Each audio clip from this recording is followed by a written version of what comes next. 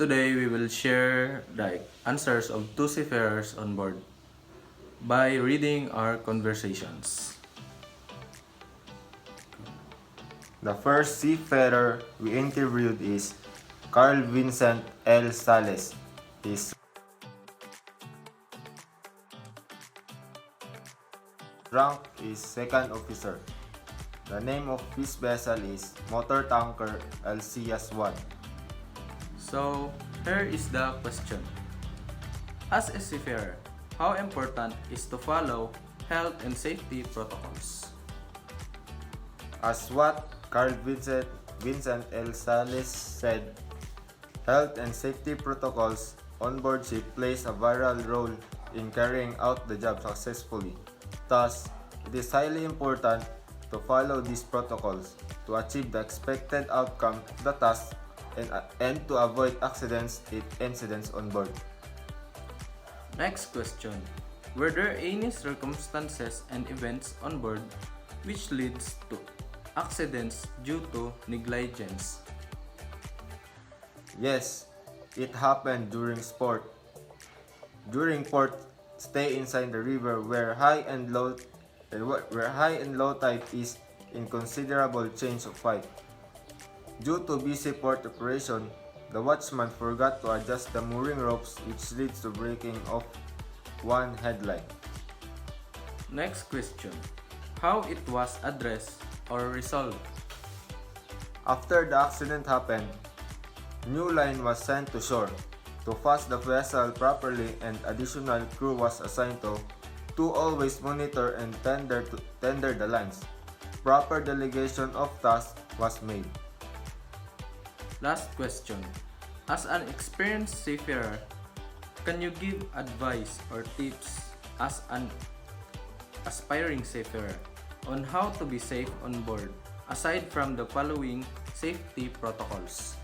Seafaring is a very risky kind of job. Thus, high level of concentration during any operations to be rendered and environmental awareness should be developed. Aside from following stipulated safety protocols, knowledge is very important in carrying the task successfully. To study smart. Also, all seafarers should not be complacent in any circumstances, even if a seafarer is an experienced one or even the job is being repeatedly done. Lastly, always think to go home in one piece, happy and alive. So the second seafarer that we interviewed is Crenz Dolotalias.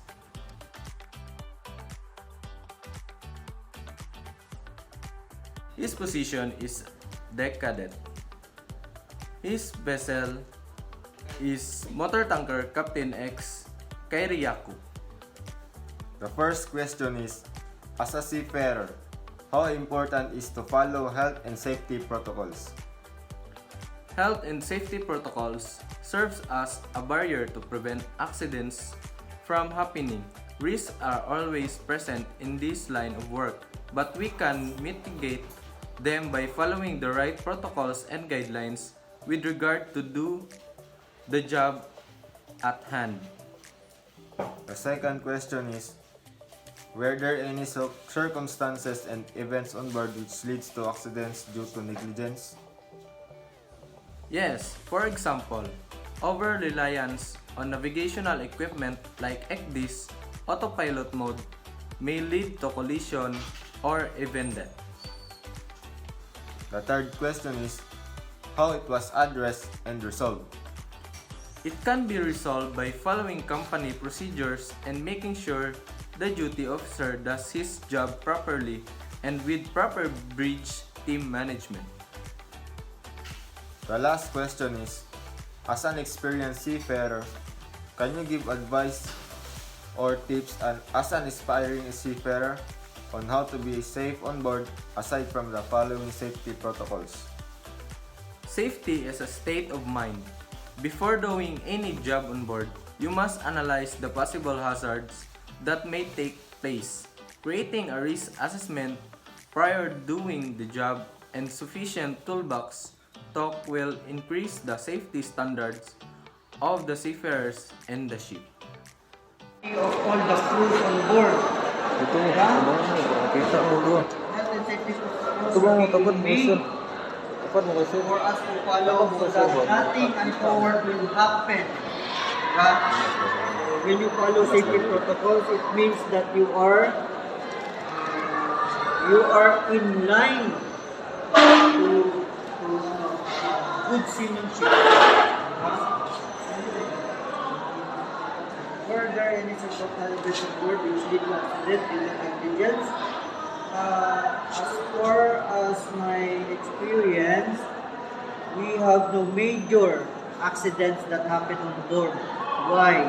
Because we strictly follow the health and safety protocols which is given or being introduced to us by the safety management system. Safety management system came from the company, so it is being given on board so that all crew on board will follow. No? So with this safety management system that we follow, with my few years on board, we never met an accident. No? So due to negligence, nothing. We have minor incidents, we have, but it is so what you call tolerable. So with regards to this question, accident due to negligence, we didn't experience accident on board. How was it addressed, resolved? Actually, minor incidents like sleep, like that, bombs, like that. It is being resolved firstly by investigating. Now, we need to investigate what was the root cause. Now, then after investigation of the root cause, we need to check our risk assessment, our documents that pertains to safety. Then we need to remind all the crew. We need to explain to them what happened. We need to ask them what happened. Then by their own, we can resolve it. We can find ways on what to do. Diba? What to do so that it will not happen again. Okay? So as an experienced seafarer, can you give advices or tips to aspiring seafarers on how to be safe on board? Aside from, okay, how to be safe on board? Of course, number one, read your SMS, safety management system. Follow the rules. Follow with the what is being stated on that rule. Diba? Then we need to use proper PPE, personal protective equipment, especially when working, any kinds of work. No. Number three, we need to think. It is always being stated that our safety is our first concern. No, we need to put it in our mind. In everything that we do, we need to prioritize our personal safety. Okay, that's it. Last round introduction, sir. So, I am Captain Jonathan Paulino, position rank, Master Mariner, name of vessel, my vessel. Before, I have so many vessels. The last one is, okay, I will just give an example. Vessel. Last vessel ko, Agnos, MV Agnos. Proof of discussion, documentation, anything. Okay? Sir, thank you, sir. Thank you, sir.